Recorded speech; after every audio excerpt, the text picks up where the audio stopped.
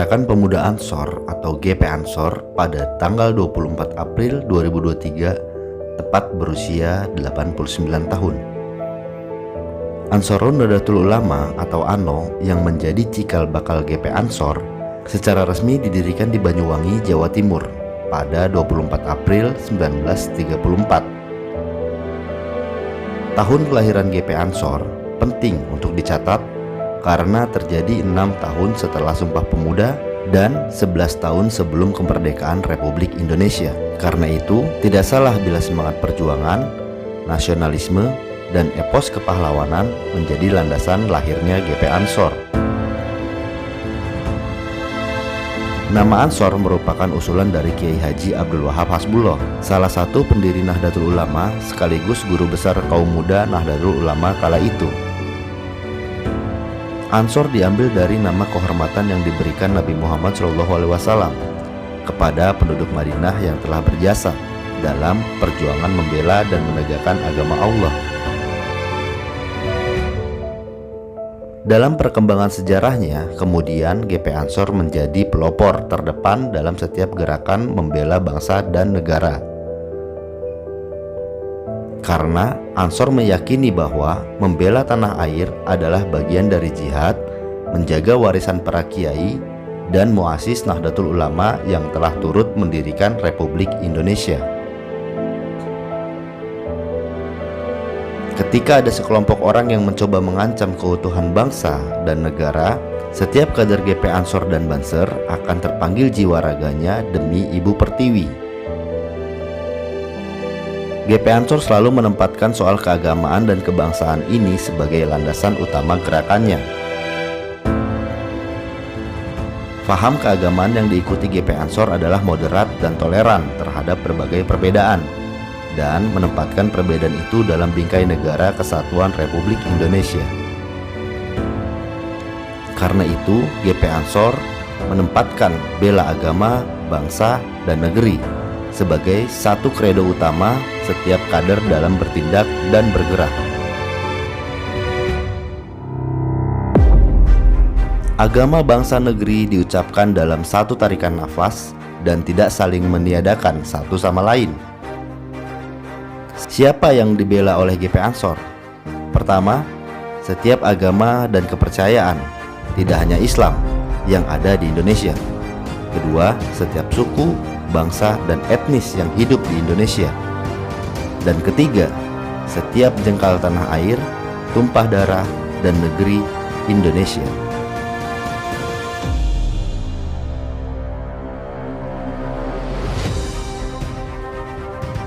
Sebagai sebuah gerakan pemuda, Ansor tentu tidak hanya terlibat dalam menyelesaikan problem-problem kebangsaan dan keagamaan saja, tapi juga merespon setiap tantangan yang dihadapi oleh pemuda di Indonesia di berbagai sektor, utamanya terkait persoalan ekonomi, pendidikan, dan sosial kemasyarakatan.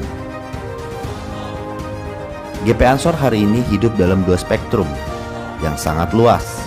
Di satu sisi, banyak kader yang masih berjuang di lingkungan tradisional, di daerah-daerah pedesaan yang bergelut dalam bidang pertanian, perikanan, dan sektor informal.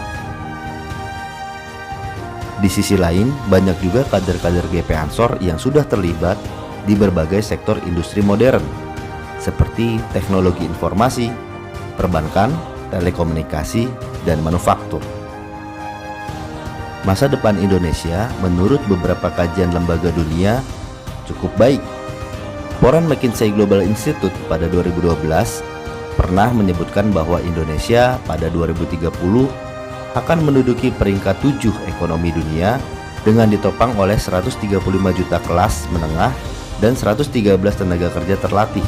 Sementara itu, PricewaterhouseCoopers (PwC) dalam laporan risetnya pada tahun 2017 menyebut Indonesia akan menjadi negara dengan tingkat perekonomian terbesar keempat di dunia pada tahun 2050. Indonesia berada di bawah Cina, India, dan Amerika Serikat. Bila dilihat secara demografi, Indonesia pada 2020 sampai 2030 memang didominasi oleh penduduk dengan usia muda Dari data estimasi Badan Pusat Statistik atau BPS, 30% penduduk Indonesia pada 2020 akan berada di rentan usia 15-39 tahun. Mereka adalah tulang punggung dan generasi masa depan Indonesia.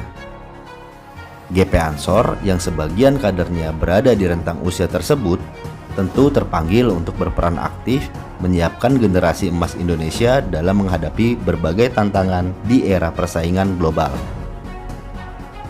Tantangan yang dihadapi GP Ansor saat ini adalah bagaimana menyiapkan kader-kadernya agar mampu menghadapi sekaligus menjemput peluang di era revolusi industri 4.0. Kompetisi baru dibutuhkan dalam menghadapi tantangan ekonomi baru yang didorong oleh digitalisasi pada segala aspek kehidupan. Data scientist, forecasting, artificial intelligence, bioteknologi adalah sedikit contoh dari berbagai kompetensi yang sedang banyak dibutuhkan hari ini. Selain itu, semangat kewirausahaan saat ini tumbuh subur di generasi milenial. Startup bermunculan dengan berbagai inovasi produk dan layanannya. Hal ini menunjukkan bahwa anak muda Indonesia memiliki pilihan profesi yang lebih beragam. Survei Alfara Research Center tahun lalu menunjukkan bahwa cita-cita mayoritas anak-anak sekolah menengah atas dan mahasiswa ternyata lebih memilih menjadi pengusaha atau entrepreneur dibanding bekerja di perusahaan tertentu. Masa depan Indonesia ada di tangan anak-anak muda, dan GP Ansor sebagai organisasi kepemudaan dari ormas terbesar di Indonesia yaitu Nahdlatul Ulama tentu menjadi bagian yang tak terpisahkan untuk turut menentukan arah masa depan Indonesia. GP Ansor bersama semua eksponen bangsa lainnya tentu ingin menjadi tuan rumah di negerinya sendiri.